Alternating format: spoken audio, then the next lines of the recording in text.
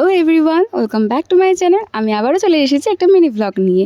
এটা ছিল আমাদের ট্রিপের ডে ট্যুর একটা মিনি ভ্লগ।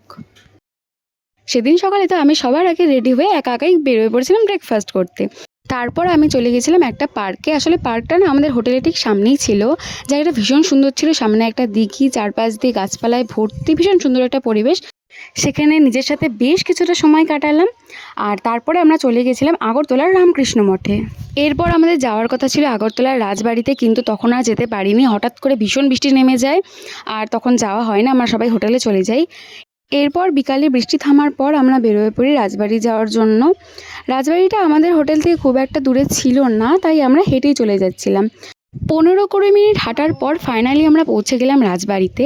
রাজবাড়িটা তো ভীষণ সুন্দর ছিল। রাত্রেবেলা না আরও দেখতে ভালো লাগে, কারণ রাত্রেবেলা বিভিন্ন ধরনের লাইটিং দেওয়া হয়। রাজবাড়ির ভেতরটাও ভীষণ সুন্দর ছিল, মানে অনেক দেখার জিনিস ছিল, কিন্তু সেগুলো আর ভিডিও করতে পারিনি, কারণ ভেতরে কোনো ক্যামেরা অ্যালাউ ছিল না। যাই হোক, এরপর ওখান থেকে বেরোয় আমরা কিছু খাওয়া দাওয়া করে হোটেলে ফিরে আসি। আজকের ভিডিও এইটুকুই, দেখা হবে অন্য ভিডিওতে। বাই।